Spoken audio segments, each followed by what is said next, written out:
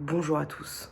J'espère que vous vous portez bien, que moralement ça va avec cette période un peu compliquée. On est le 9 mars, aujourd'hui ça fait 29 semaines que je suis enceinte. Alors si je me trompe pas, parce que j'ai plus envie de me tromper, je crois que je suis à 6 mois et demi. Ce week-end, on a changé les pièces de place, on va dire ça comme ça. C'est-à-dire que notre chambre, c'est maintenant la chambre du bébé et notre salon est devenu notre chambre. Et donc, on n'a plus qu'un petit espace pour travailler à deux puisqu'on travaille de la maison. C'est assez bizarre en fait quand on a changé les endroits de place parce que ça met encore plus dans le présent quoi. Et quand on va dans la chambre du bébé qui est franchement pas finie, on a juste mis les quelques trucs qu'on a, ça place les choses quoi. Je sais pas comment je pourrais dire ça, mais ça conscientise les choses. Je dis beaucoup le mot conscientiser, mais c'est vrai. J'ai vraiment l'impression qu'à chaque fois que je prends la caméra, c'est pour dire un truc négatif ou pour me plaindre. On parle globalement de la grossesse dans les très grandes lignes de ça c'est chiant, ça c'est cool et on s'arrête là. Et justement, moi, à travers ces vidéos, j'avais envie de montrer un petit peu ma réalité. Et donc, quelque part, si je ne fais que me plaindre, et c'est comme ça. Voilà. Je suis fatiguée physiquement et je suis fatiguée émotionnellement. Quand je suis arrivée chez ma psy, je lui ai raconté un rêve que j'ai fait sur la grossesse, enfin plutôt sur l'allaitement d'ailleurs. Et puis sur cette notion qui est pour, j'imagine, pas mal de gens... un truc hyper ouah, tu fais des caprices et en même temps pour moi c'est assez lourd justement émotionnellement. Je parle des restrictions en fait. Quand je suis allée la voir, je lui ai dit en fait pour moi de faire vraiment très attention à ce que je mange par rapport au diabète gestationnel et de moins fumer. Je me sens moins libre et je me sens un peu dépossédée de mon corps. J'ai bien compris pourquoi je le fais, mais néanmoins ça n'empêche que je me sens parfois plus libre en fait. Et donc on est ensuite allé faire l'échographie. Tout va bien, hein, enfin voilà, son cœur bat bien, il est très mignon. Mais bon, on a bien compris que là, il était vraiment au-dessus de la norme par rapport à son poids. Je sais pas si ça va vous parler, mais il est au 92e percentile. En gros, il y a 92% de bébés à ce stade-là qui sont moins gros et 8% qui le sont au-dessus, qui sont plus gros que lui. Là, il a 1,6 kg et il fait 40 cm. Et normalement, en règle générale, les bébés sont à 1,3 kg, 1,2 kg à ce stade-là. Je vais repartir dans un truc que j'ai fait au tout début, c'est-à-dire faire très attention à la nourriture, parce que ça faisait 1-2 mois, je sais plus, où je me relâchais, vu que je voyais que ça allait quand je me piquais. Déjà, les restrictions de base dues à la toxo, la listériose, machin, la clope, le diabète gestationnel, ça fait beaucoup en fait. Quand il y a des choses positives dans ma vie et qu'il y a un petit truc négatif, le négatif prend toute la place. Ça, j'ai l'impression que c'est un peu le cas chez beaucoup de gens. Mais c'est-à-dire que voilà, chez le gynéco, on fait l'écho, tout va bien, tout va bien. Et juste, il insiste sur le diabète gestationnel parce qu'il a raison. Et que ça a pris toute la place sur le reste. Alors qu'en vrai, ça va plutôt bien. Il faut juste que je fasse gaffe, quoi. Et en fait, en rentrant chez moi, je me suis effondrée. J'ai pleuré parce que la bouffe, ça fait partie de ma vie depuis toujours. C'est aussi pour ça que je suis en surpoids. Il y a une forme de mon rapport à la nourriture qui est pas sain et il y a aussi une forme de vrai plaisir qui est parfois pas forcément dissociable. Hein. Et en fait, j'ai pleuré parce que parce que c'est lourd. Parce que c'est lourd. Et ouais, j'ai ouvert mon livre de trucs, l'assiette anti-diabète pour regarder des trucs un peu de ce que je peux manger et tout. Et en fait, moi, de me dire que je vais suivre un régime de diabétique, c'est très difficile pour moi. C'est très très difficile parce que du coup, la notion de plaisir, elle est plus là, elle est nulle part. Donc c'est ça qui est un peu compliqué à gérer.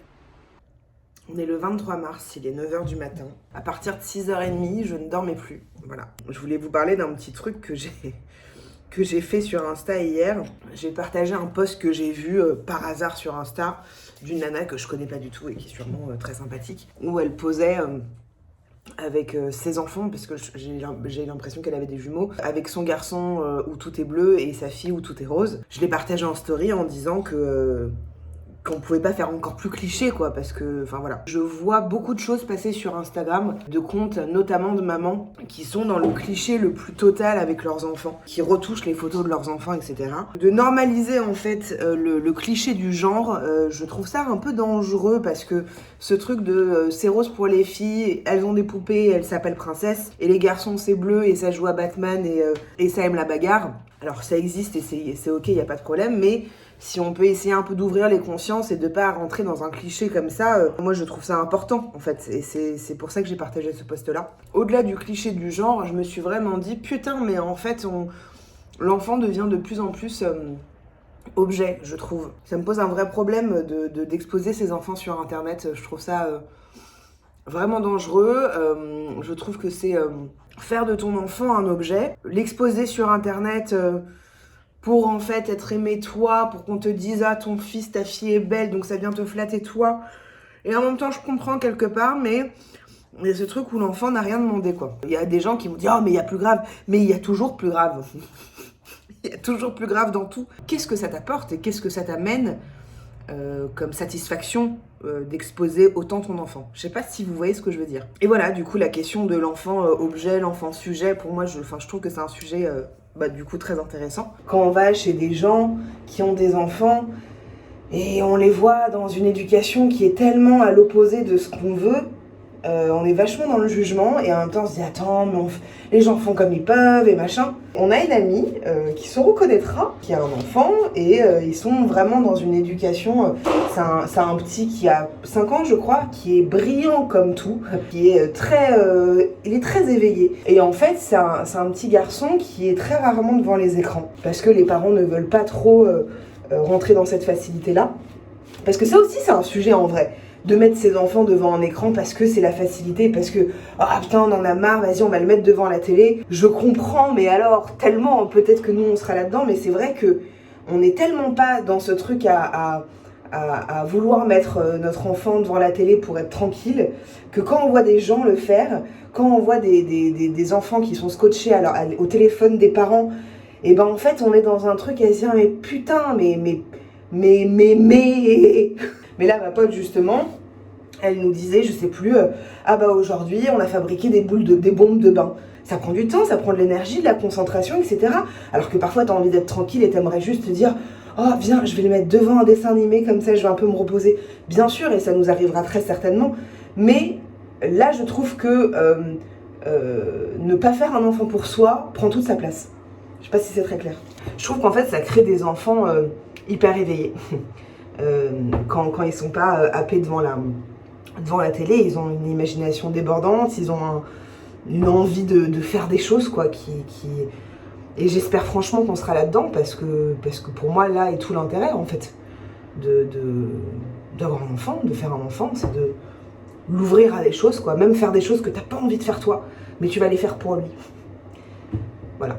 Je me suis dit que j'allais vous parler en même temps que je prépare mon petit matcha latte. Pour ceux qui me suivent sur Insta, vous savez que je suis devenue accro. Je voulais vous parler d'un truc parce que je me suis rendu compte que je vous ai jamais dit si je désirais avoir un enfant, depuis combien de temps, etc., etc. Et je trouve ça intéressant de parler de ça. Depuis que je suis petite, je dirais l'adolescence, enfin le début d'adolescence, j'ai jamais été dans un truc de je veux absolument avoir un enfant. Ça fait un moment que je dis ouais on verra, je sais pas, ah oui, ah non, jamais de la vie, oh grave, etc. Depuis que je suis avec mon mec, ça fait 4 ans et demi qu'on est ensemble, mais ça fait vraiment 2 ans et demi qu'on y réfléchit. Et en fait, je me suis rendu compte que je désirais pas forcément avoir un enfant de base, mais que je désire avoir un enfant avec lui. Parce que nos principes, nos valeurs, ce qu'on partage, font que ça me donne envie de pouvoir partager ça avec un enfant.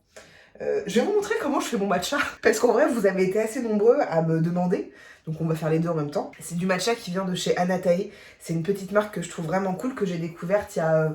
je sais pas, il y a un petit mois, je sais plus comment j'ai découvert cette marque. Et depuis, en fait, je bosse avec eux et je suis trop contente. On fait une parenthèse matcha.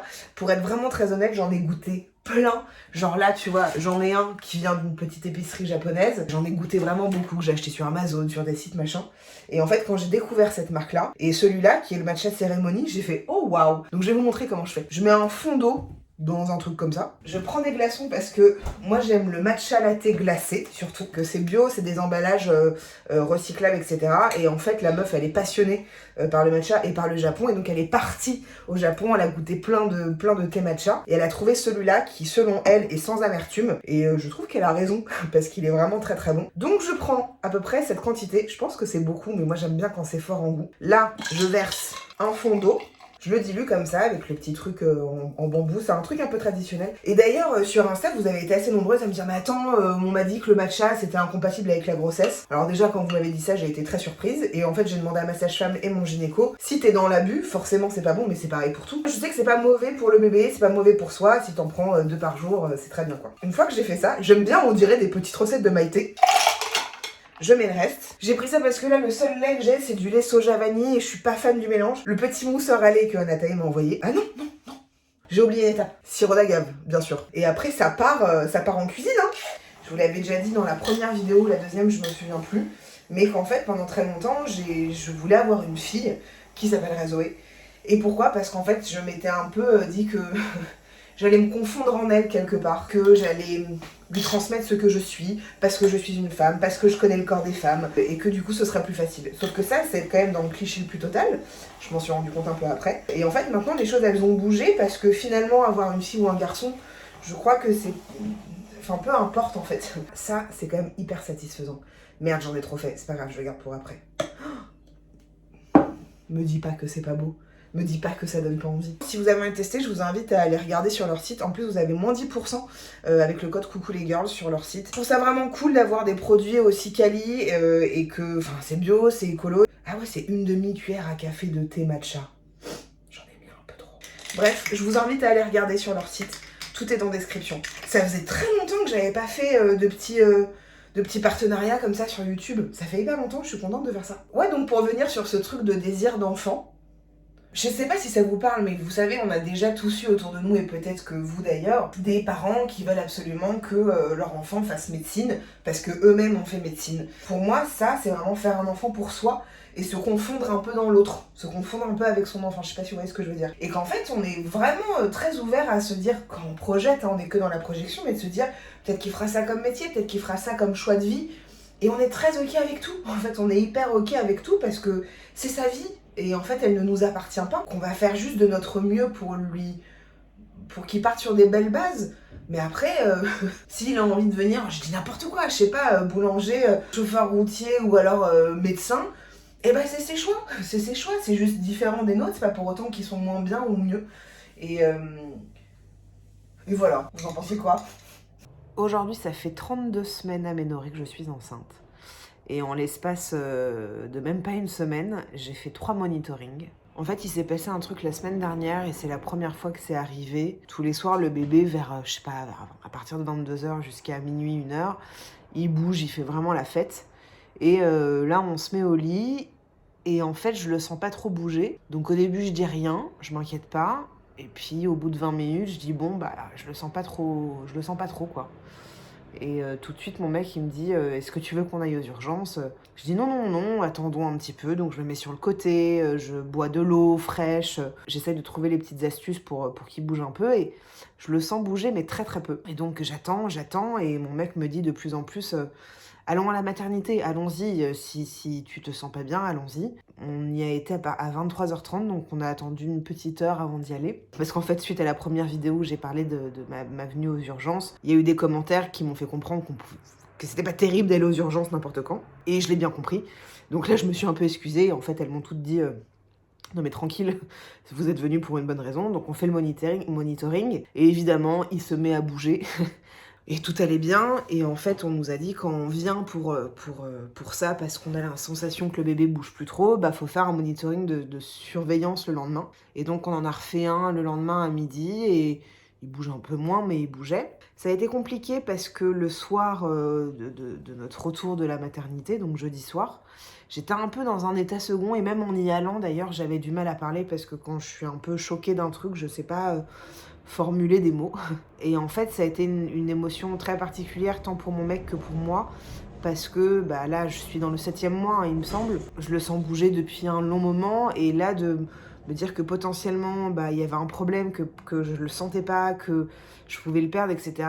Ça faisait un petit moment que ça m'était pas arrivé de projeter ça. Et je me suis sentie complètement sidérée. J'étais dans un état de sidération. À partir de cette semaine, j'ai des monitorings toutes les semaines à cause du diabète gestationnel. Donc là, il y a une sage-femme qui est venue à la maison. Et donc, voilà, ça allait, il bougeait pas trop, mais c'est pas grave. Je sais que tant que son cœur bat bien et que je le sens de temps en temps, c'est le plus important. Vu que je me rapproche de l'accouchement et que je me rapproche de ce moment qui va arriver, il y a 2 angoisses qui arrivent, et puis de se dire que potentiellement on peut le perdre maintenant, c'est pas pareil que de l'imaginer de perdre un enfant au tout début d'une grossesse, puisque je l'ai vécu. Je me sens quand même globalement plus tranquille qu'avant. J'ai fait pas mal de lessive aujourd'hui pour préparer les vêtements pour la maternité. Chaque action qu'on entreprend permet de concrétiser encore plus ce qui se passe. Et il y a des jours, par rapport à l'accouchement, où il y a des moments où je me dis franchement tranquille, je n'ai plus aucune angoisse avec l'accouchement. Voilà, il se passera ce qui se passera, mais je suis tranquille. Puis d'autres moments où je me dis putain, je dois accoucher, mon Dieu. c'est compliqué quoi parfois. J'ai toujours aussi peu envie de travailler et j'ai toujours aussi peu envie de faire des choses parce que ma tête elle est pas là quoi. Et c'est vrai que je peux pas m'empêcher parfois de me dire mais il va se passer un truc, ça va merder en fait, il va y avoir un truc où ça va pas bien se passer, me connaissant, c'est pas possible que tout aille bien. Puis d'autres moments où je suis sereine, voilà, je pense que c'est humain tout ça. Mais ouais, je vais être maman quoi. Je trouve ça fou. Je trouve ça fou, on attend un enfant quoi. Et je trouve ça dingue. Je trouve ça tellement beau et en même temps tellement flippant. Je vais avoir un enfant, quoi. Je vais avoir un enfant. Ouais. Allez. On sort de chez le gynéco qui va m'accoucher. Donc on lui a montré le projet de naissance, il était ok sur tout, tout lui convient, machin. Et puis on fait une écho qui dure vraiment genre même pas 5 minutes. Et il me dit que en fait il est en siège, c'est-à-dire que en fait sa tête n'est pas en bas. Alors qu'il y a une semaine quand j'ai fait le monitoring, on a fait une petite écho et sa tête était en bas. Qui dit bébé en siège, qui dit diabète gestationnel, qui dit un bébé dodu, dit peut-être une césarienne. C'est un peu ce que je redoutais, donc ça peut encore changer. On verra, moi je fais mon écho du 3e trimestre dans 2 semaines à peu près. Donc on verra s'il a bougé ou pas entre-temps. Après je me dis, écoute, si c'est ça, c'est ça. Et c'est comme ça. J'essaie vraiment d'être le plus rationnel possible parce que si je commence à rentrer, j'allais dire dans ma parano, dans mes torpeurs, et là c'est fini quoi. C'est fini. Donc je préfère me dire que c'est comme ça.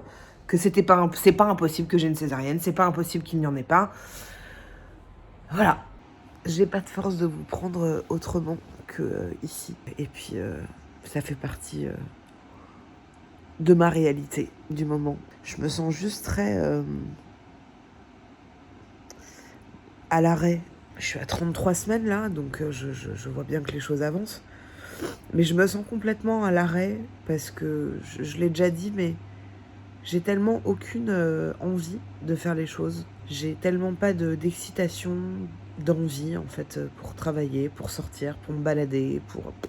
D'un côté, j'ai envie de tout faire pour accoucher par voie basse. Et d'un autre côté, je me dis, s'il est en siège, c'est qu'il y a une raison. Enfin, il y a une raison. C'est que, il a pas envie, quoi. Et que j'ai pas envie de tout faire pour que... il change de position. Je vais accoucher selon lui, en fait. Autant lui faire une arrivée au monde... tranquille en fait, je sais pas comment dire. Putain, à chaque fois que je filme, je porte les mêmes fringues. Vous allez vous dire que je suis sale et que je ne me lave pas. C'est pas vrai. Hier, je suis allée faire mon écho du 3e trimestre. J'étais pas inquiète, mais j'avais hâte. On fait l'écho qui dure un petit temps. Et donc le gynéco me dit que il s'est retourné, qu'il a la tête en bas. Donc ça c'est cool. Bon, il peut encore se retourner, mais j'étais contente de savoir ça. Et surtout, il est plus dodu.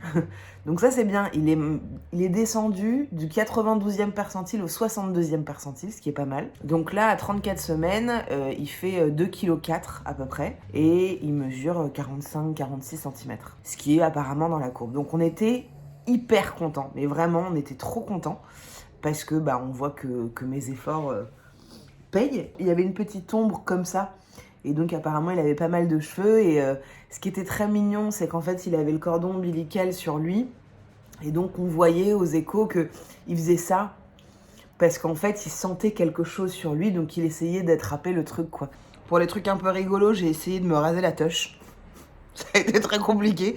Parce que je la vois plus. Devant le miroir c'est compliqué. Donc j'ai un peu fait à l'aveugle comme ça. Et donc c'était marrant. Je me suis rendu compte que depuis que je suis enceinte, j'ai des potes autour de moi qui sont complètement désintéressés et d'autres qui sont hyper intéressés. Mais sur ceux qui sont intéressés, il n'y en a pas beaucoup. Ceux qui sont complètement absents, qui posent pas de questions, il y en a quand même pas mal. Typiquement, on a fait une liste de naissance il y a un petit temps maintenant, et on l'a envoyé à nos proches parce que il y en a qui nous demandaient. Et il y en a pas mal qui ont même pas réagi, quoi.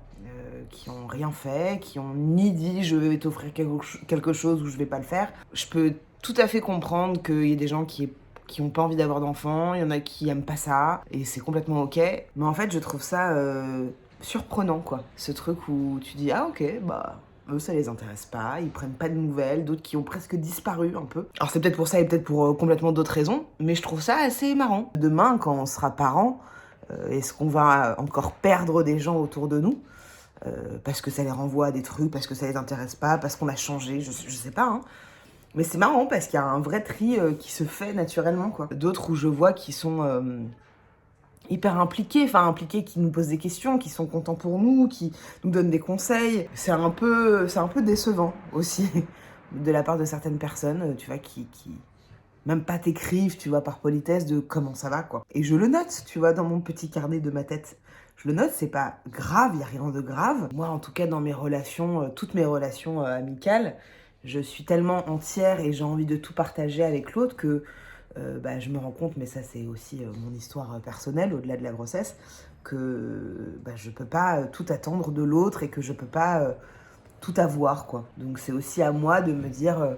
est-ce que j'ai envie de garder ces gens-là autour de moi ou pas? Tu vois, j'en parlais avec mon mec et il disait ouais, lui ça le dérange pas parce que même des potes autour de lui s'intéressent pas à ça et ils ont pas participé à la liste de naissance, ce qui est pas dramatique, hein, franchement. Hein. Mais ça montre des choses, quoi. Ça montre un inintérêt, en tout cas, je trouve. Parce que j'essaye souvent de me mettre à la place de l'autre, bien que je n'y suis pas. Demain, moi, quelqu'un est enceinte ou attend un enfant, que ça m'intéresse pas du tout, la grossesse et les gosses. Peut-être je pose 2-3 questions par politesse, et peut-être j'offre un truc, tu vois, par politesse, quoi. Nous sommes partis en balade, et je n'ai pas de force. On est obligé de s'arrêter sur un banc, parce que je suis... j'ai pas de force, alors que j'ai pris mon petit déj et tout, mais je me sens très très faible. Et là, ça commence vraiment à peser, quoi. Et je suis fatiguée. Je suis très fatiguée. Ça va passer, hein. On n'en parle pas. Mais les hémorroïdes pendant la grossesse, parlons-en. Écoutez, je viens de découvrir ça depuis hier. Je vais pas rentrer dans les détails parce que ça, on s'en fout. C'est pas kiffant, hein, c'est vraiment pas kiffant. Donc j'ai ça depuis hier. Ça fait pas mal, c'est pas agréable, mais ça fait pas mal. Allons-y, hein, parlons-en. Moi, avant d'être enceinte, j'avais souvent la diarrhée. Et depuis que je suis enceinte, je suis plus constipée qu'avant. Disons plutôt que mes selles sont... plus dur qu'avant et que je suis passée, je crois c'était quand? Je dirais il y a 1 mois et demi. J'ai été méga constipée, genre j'y allais pas pendant 3-4 jours, ce qui ne m'arrive jamais. Là, je suis ni constipée et j'ai ni la diarrhée, mais j'ai eu mal. Tu vois, j'ai eu un peu mal en m'essuyant. Et puis, j'ai vu que j'avais des hémorroïdes. Pas expérience incroyable, vraiment. Entre ça, le bébé qui appuie sur le bas-ventre. Ah oui, ça, je sais pas si je vous l'ai déjà dit, mais en fait, moi, j'ai des courjus sur le clitoris, de temps en temps. Et je sais que j'ai des potes mamans qui n'ont pas eu ça du tout. Et quand je leur en aurais parlé, elles m'ont dit « Ah bon, trop bizarre ». Et en fait, j'en ai parlé à mon gynéco. Et en fait, c'est la position, c'est le poids, etc. Donc, entre les hémorroïdes depuis hier, le poids du bébé, les courjus sur le clitoris, tout ça... Écoute, laisse-moi te dire que là, ça commence à devenir un peu un peu compliqué en bas. La fatigue s'accumule vraiment. Et pourtant, il faudrait que je marche idéalement entre une demi-heure et 1 heure par jour. Et j'y arrive pas du tout, quoi. J'ai genre pas de force, je suis fatiguée. Je commence à comprendre toutes ces femmes qui, à la fin... en ont marre. On en reparle dans quelques semaines, parce que je pense que je serai encore plus fatiguée. Je suis censée accoucher le 1er juin, mais vu qu'a priori, c'est pas sûr, hein, mais vu qu'a priori on va me déclencher, nous, en fait, dans notre tête, dans 1 mois, c'est bon, quoi. Tu vois, dans 1 mois, le bébé, il est hal, quoi. Oh, c'est fou. Toutes ces femmes qui arrivent à manger équilibré pendant la grossesse, vous êtes où? Hein? Parce que moi, je dois manger équilibré, je dois faire attention à ce que je mange. J'arrive plus du tout. Je me suis commandé un burger avec des frites au cheddar. N'importe quoi. C'est n'importe quoi. Alors, je viens de rentrer chez moi. Je me suis acheté un brownie. Voilà, j'avais très envie de manger un truc sucré. Je me suis pris ça. Bon, en tout cas, aujourd'hui, j'avais ma dernière échographie. Donc, j'ai vu mes 2 gynécos, celui qui va m'accoucher et celui qui qui me suit tous les mois. Voilà, le bébé va bien, son poids est rentré dans la normale, il mesure ce qu'il faut mesurer, il a la tête en bas, tout va bien, le col est fermé, etc. En fait, au vu des résultats du poids du bébé, de ma glycémie, etc., il disait, écoutez, on n'est pas obligé de partir sur un déclenchement. Là, je suis à 37 semaines demain. Il disait, en gros, faisons-nous un point d'ici 2 semaines à 39 et on voit ce qui se passe. Et en gros... En fait, j'ai le choix. Et c'est particulier parce que depuis le début, en fait, j'ai pas le choix sur plein de points. Sur l'insuline, sur plein de choses. Pour être très honnête, je lui disais, écoutez, franchement, moi, j'ai très envie de me faire déclencher parce que j'en ai marre, parce qu'on est impatient, etc. Et en même temps, j'ai pas du tout envie de me faire déclencher parce que j'ai envie de vivre le truc naturellement. Donc, je sais pas, on va se faire un point à 39 semaines, donc dans 2 semaines, et on voit. Peut-être qu'en fait, le bébé sera descendu, peut-être que mon col sera, comment on dit, modifié. Je crois que c'est ça, parce que là, mon col, il est bien fermé. On verra. Mais c'est juste particulier d'avoir le choix. Parce que tout le monde n'a pas le choix, déjà. Et puis, parce que c'est pas ce que j'ai vécu depuis le début, quoi. Là, il m'a dit, la seule chose que je vous conseille, votre taf, c'est de marcher. C'est de faire l'amour, c'est de boire des tisanes de framboisier, là, je sais pas quoi. Faites ça, voilà. Comme ça peut faire avancer le travail, parce que peut-être qu'il arrivera plus tôt, et ce sera lui qui va le décider, qu'il n'y aura pas besoin de faire un déclenchement. Peut-être qu'on va faire un déclenchement, mais que... Enfin, j'en sais rien, je sais pas. Je suis un peu perdue. En fait, c'est marrant parce que j'attendais vraiment ce jour avec impatience. Parce que je m'étais vraiment dit qu'aujourd'hui, j'allais savoir quand est-ce que j'allais accoucher. Et que là, ça change un peu mes plans dans ma tête. En vrai, ça n'a pas d'importance que ce soit dans 2 semaines ou dans 4 semaines. Mais voilà, je m'étais juste faite à cette idée-là. On se fait tellement de scénarios et en fait, on se rend compte... Enfin, je me rends compte que tout bouge, quoi. Tout peut bouger. Et je pense que tous les plans que je me suis fait, tous les scénarios que je me suis fait de l'accouchement, d'une césarienne d'urgence, d'un accouchement par voie basse, d'un déclenchement, de pas déclenchement, je pense qu'en fait, le jour J, je vais découvrir un truc auquel j'avais pas pensé. Quand je réfléchis à la douleur par rapport au travail, et quand j'en parle avec des potes qui me disent toutes que c'est douloureux, dans ma tête, encore une fois, je n'y suis pas, on en reparlera, mais dans ma tête, je le vis assez sereinement, finalement. Avec le recul. C'était pas du tout le cas au début, j'étais très angoissée à l'idée de souffrir et d'avoir mal, et en fait maintenant, ça m'émeut un peu. En fait maintenant, je me dis que je suis tranquille avec ça, je vais certainement avoir mal et ne plus en pouvoir, mais que je peux prendre le contrôle dans le mental en fait dans ce moment-là, et essayer de gérer ça comme je peux, quoi. En fait, la douleur, elle me fait un peu moins peur, là. Parce que je sais que c'est le chemin normal, en fait. Je suis à 38 semaines aujourd'hui. Ma sage-femme est venue hier pour faire le monitoring. Et en fait, je lui ai demandé de me faire un toucher pour voir où en était le col et tout. Et elle m'a dit que le col était bien fermé, par contre qu'il s'assouplissait, me semble-t-il. On s'est dit, la semaine prochaine, je vais refaire un monitoring. Si mon col est toujours fermé, soit on attend la fin, petit à petit, à 40-41 semaines, et on essaye de faire les choses naturellement, ou alors on fait un déclenchement, d'ailleurs. Par contre, si mon col s'est un peu ouvert, elle me propose de me faire un décollement des membranes, qui est un genre de déclenchement naturel qui fonctionne pas à tous les coups. Soit en fait ça fait rien, soit ça déclenche naturellement l'accouchement, enfin le travail. Et en général, quand on le fait, dans la journée ou dans le soir même, t'accouches. Mais j'ai pas, pour l'instant, j'ai pas envie de me dire que j'ai envie de subir un déclenchement chimique, on va dire ça comme ça. Le déclenchement naturel en faisant le décollement des membranes, machin, why not? Mais à mon avis, je pense que j'accouche dans les 2 semaines qui arrivent. Pas cette semaine-là, donc on est mardi. Je pense que je n'accouche pas, enfin j'en sais rien, hein. Mais à mon avis, je vais pas accoucher cette semaine. Pour moi, c'est fin de semaine d'après ou fin de semaine d'après. Et je sais pas si je vais encore filmer pendant longtemps, parce que j'ai l'impression que mes pensées, elles commencent à être stables, en fait, concernant l'accouchement, concernant ce que je projette en fait de ce moment-là, qui est voilà, j'accepte ce qui va se passer. Finalement, j'ai lu quand même pas mal de trucs où il y a des meufs qui ont pas eu mal, il y a eu des meufs qui ont eu des orgasmes en accouchant, d'autres qui ont souffert le martyre. Enfin, il y a tellement d'accouchements différents, que de corps différents, que de femmes qui réagissent et qui vivent leur grossesse de manière différente, que j'ai du mal à me projeter dans une catégorie, on va dire. Je viens de finir une super BD sur l'accouchement, sur la naissance. Attendez, je vais le chercher. C'est une BD qui m'a été recommandée par une abonnée. Et c'est une grosse BD, mais qui se lit vite. Bon, je suis pas fan de tout, il y a un truc un peu contre la péridurale à la fin que je trouve un peu chiant, mais bref. En tout cas, je trouve ça vachement bien et ça m'a fait énormément de bien. C'est la première fois que je lis un bouquin qui me fait autant de bien sur la naissance et l'accouchement. Ça te montre à quel point tu es maître de ton corps et qu'en fait, on sait accoucher depuis tant d'années, que les animaux n'ont jamais fait de cours de préparation à la naissance, ce qui est con, mais ce qui est vrai, et qu'en fait, on sait faire, qu'on est capable de le faire. En fait, c'est marrant que ça m'émeut comme ça. Pourquoi je...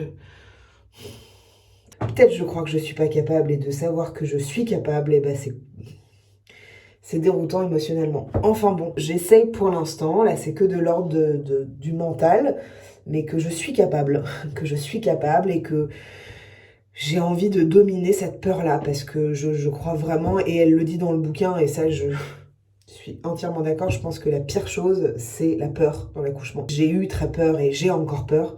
Parce que c'est vrai que dès que j'ai une petite douleur qui arrive dans mon corps, je suis genre tétanisée. Mais même au-delà de la grossesse, hein, quand je me suis fait opérer de ma vésicule biliaire, j'étais tétanisée.